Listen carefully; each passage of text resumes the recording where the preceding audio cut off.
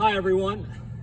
In a recent live stream Father Rick and I did together, we invited everybody, we reminded them of a Bible passage where Jesus is asked, "Who is my neighbor?" by someone who was then taught by Jesus that the short answer to that is everybody. We also went on to mention in the live stream that not only is everyone our neighbor, we are called to love our neighbor and further even pray for that neighbor. Now, predictably, because this is a hugely difficult task for all of us. Don't feel alone. You think, well, I can't do that. We all feel like we can't do it at times. But a church member responded and said, what about those situations where that neighbor is pure evil? How can I pray for pure evil? I got a few little responses to that. First is, it's going to be hard to convince me that anybody is pure evil except pure evil. And most human beings, in fact, all of us, are a combination of good, true, beautiful, and evil, lost, and pathetic, and selfish, and greedy.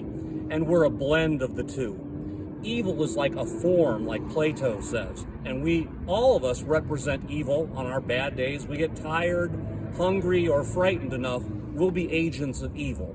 So I guess my first response to is, how do you pray for someone who's pure evil? Maybe invite yourself to think that we all of us are a little bit evil and nobody's totally perfectly evil. Okay, let's just, for the benefit of the doubt, say some people are awfully, awfully evil, though, almost all the time. How do we pray for them? Let me adjust the preposition there. Maybe pray about them. There might be this idea that we're praying for them, that somehow this condones their behavior. They kick their dog, they beat their wife, they cheat on their taxes, and are fraudsters, and you know all the words, all the things that we call evil. When you're praying about them, you are not condoning any of their actions. You are merely asking for God's illumination to you and to the world. You can pray that God maybe give them less fear and let them know it's a safer world, a more benevolent place. They don't have to be thieves or liars or violent.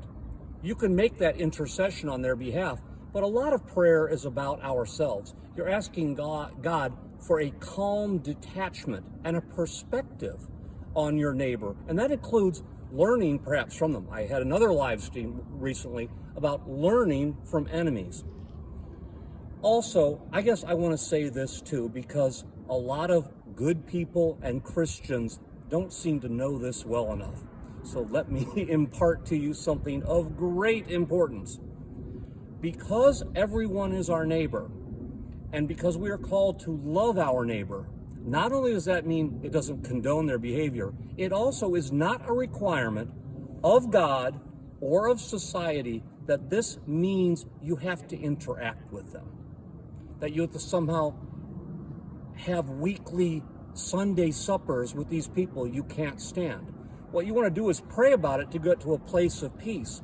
But you will find that God has called you to spend time with some people and not with others. And how will you differentiate who is who? Again, through prayer, also through non-judgment. If you're constantly thinking about your enemy, oh, he or she is totally evil, I sure can't stand them. What are you thinking about right now? Your enemy. Your enemy is having an effect on you. You're pulling the enemy towards yourself with your judgment and hatred. If they're that bad, put it with everything else that confuses you or you dislike at the same foot of the cross, confident in God's reconciliation and peace. God's bigger understanding can take over.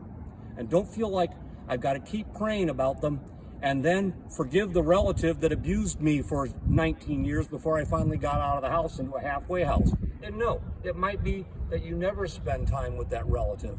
It might be that God's will for you is to have a calm, peaceful, non-relationship with your ex-spouse. But again, who's who and who you're supposed to be in relationship, this can only be perfectly discerned by a person who prays regularly with faithful confidence. That's the only way it'll be figured out. But remember, God has no pat answers for you. And don't feel obligated by earthly Christian expectations that to pray for people means you love and like them all. That's unrealistic, and it's also not of God. I hope that clarifies or adds to some of the things that Rick and I suggested. And again, if you have questions, we learn from your comments. So thanks for that, and thanks for giving me the topic today. God bless.